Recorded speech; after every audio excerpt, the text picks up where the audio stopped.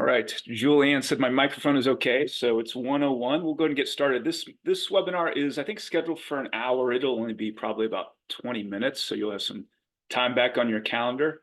But very excited to talk about commissions as a service. So as we get going here, for those who I haven't met, Scott Stockham with Repfabric, and I'll give you my background here in a minute. I was going to have Dawn with me on this webinar, but unfortunately she had a personal situation she had to attend to. But Julianne is on from our commissions as a service team as well. So if you have any questions, we'll be able to address those. So just some quick housekeeping notes. So you are all muted during this call, as we typically do during these webinars. Please, though, do put your questions in the Q&A. I see one's already come through. We'll try to answer those as we go. If nothing else, we'll get to them as we go, or we'll get to them at the end. Okay, so. And then again, this one in particular, although we say this every time, not really a training session. This is more just an overview of the subject. And if you're trying to learn how to do sales and commissions on your own, you can take those courses within our LMS. So if you're looking for our past webinars, know that they are listed in the LMS. You can just go to the LMS and search webinars, and you can see all the ones we've had there.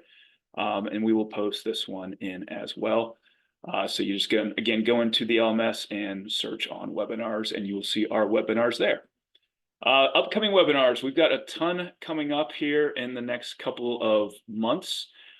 Some of them are kind of exclusive for ASA members. So we've got one coming up on the 30th around adoption and how we apply adoption strategies to various technologies. I won't read the rest of these here, but just know that those are going to be available. Most of them are for Repfabric customers and prospects. So our next one that we'll be hosting is the CRM Sync webinar, where we'll show you how you can sync your Repfabric instance with your manufacturer's CRM systems.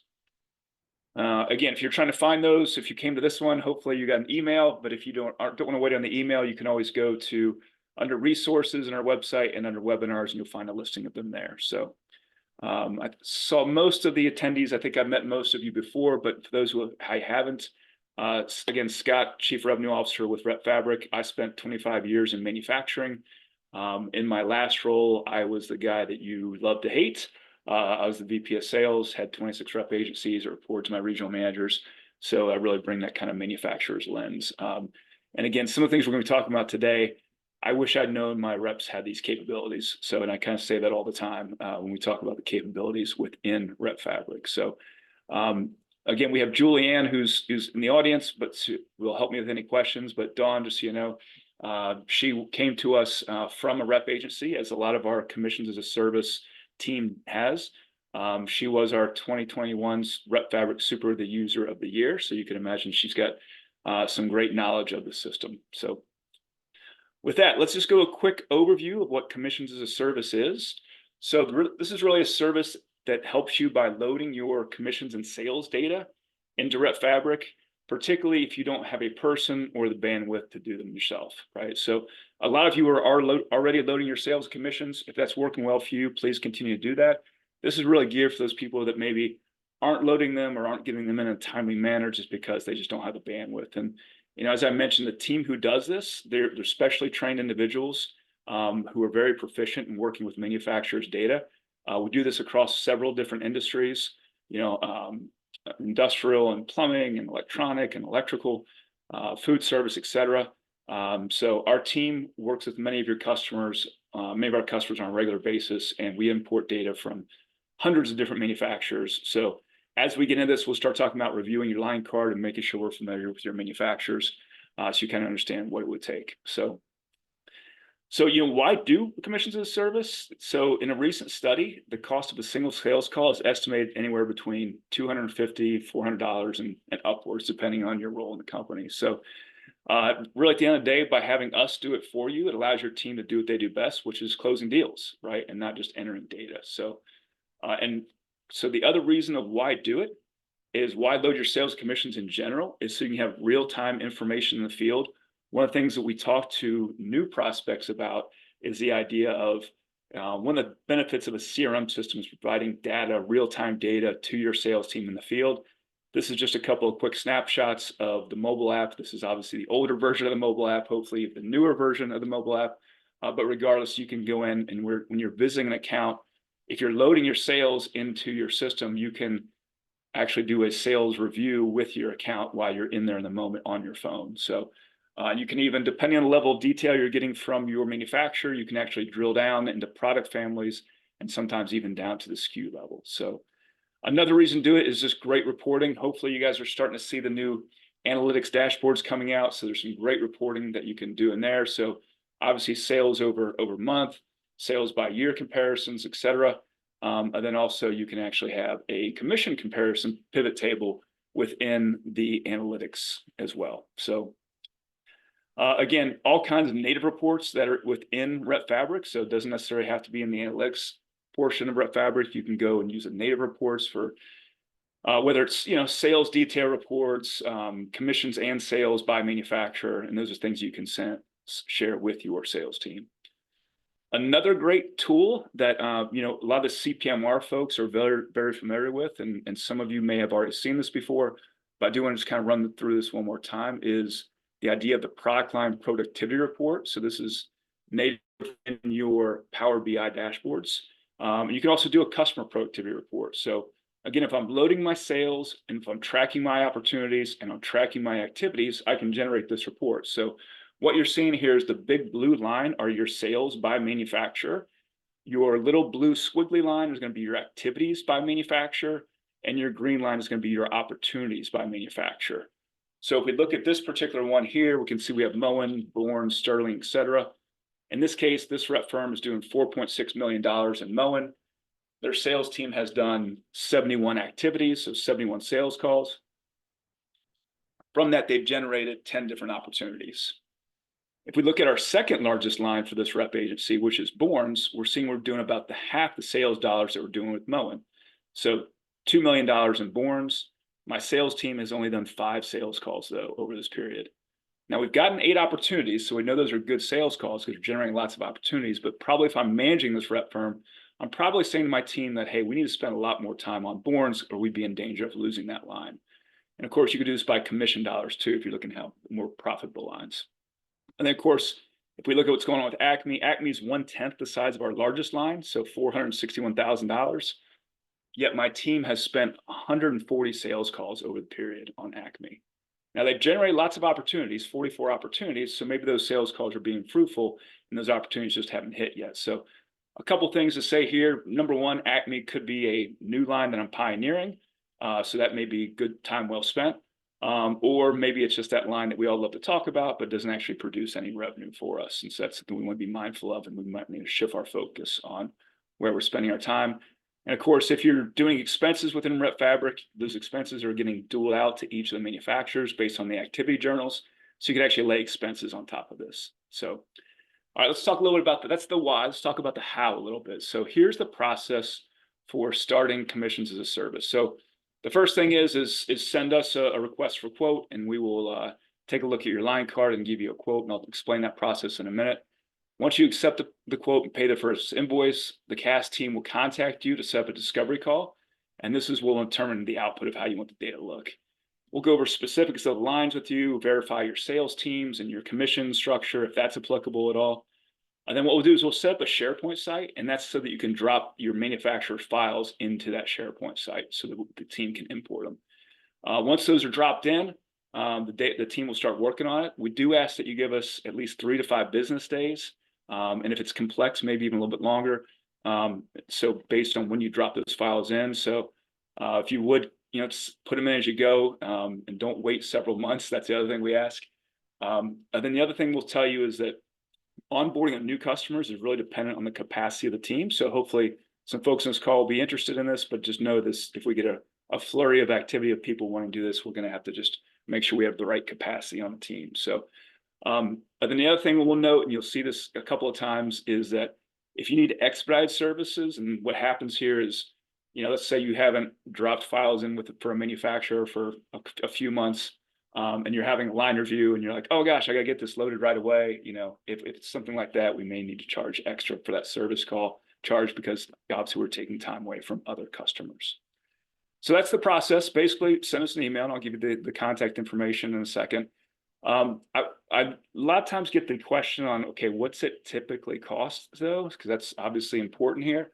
So the pricing, just knows it's very dependent on the number and the complexity of the lines we're loading. So the number of employees doesn't really matter as much. The number of manufacturers and the number of lines you have really do. However, it's kind of just if you want to get an idea of how much are we really thinking, typically the smaller firms are going to have less lines. So this would be a good idea of just a barometer of how much it costs to start commissions as a service. So keep in mind, we haven't need to put a lot of hours in up on the first round, but once we get everything mapped, then you're usually looking at anywhere from $160 a month to $280 a month, depending on, again, the complexity of your lines. So, and it's a per hour charge, and that's why you see the range there. So, and again, expedited services do require a service charge, or may require, I should say, a service call. So just keep that in mind. So, all right. So I told you it would be fairly quick. I didn't know it would even be this quick, but just got a couple other quick plugs outside the webinar. As you're talking to your distributors and wholesalers, give us a plug for Repfabric. We have more and more distributors coming on board with Repfabric, which is great because the more users we have, the more we invest in all the product lines. And then again, for your manufacturers, if they don't have a CRM system, we do have Repfabric, so know that's available to you. And then if they do have a CRM system and they're looking to get information from you, and they're asking you to fill out their CRM system, we also have the CRM Sync product line. So, all right, with that, I'm going to go into Q&A. So let's see if we have any questions here. So Ben asked a question about how everybody's fared with the storm damage. Most people were fine. John Mitchell had some problems, but he's getting back on that. So I appreciate that question, Ben, for sure. The other question is, can you take on specific lines only instead of the full line card? Yeah, not everybody loads every manufacturer. If it's a small manufacturer or one just isn't worth your time to be looking at, we can absolutely just look at what specific lines you really care about on your line card that you want in there. So that's really depending on what you prefer. What's the email address to send the RFQ to, which I thought I had on this screen, but maybe I don't. So I'm going to pull a quick audible here, and you can guys take a look at a picture of my daughter surfing there. But to answer your question on who to send the RFQ to, you can send it right to me, and it's just scott.stockham@repfabric.com, but I'll put it up here as well. You can also send it to Dawn, and that's just dawn.mock@repfabric.com. One moment, and I'll put it on the screen here. All right.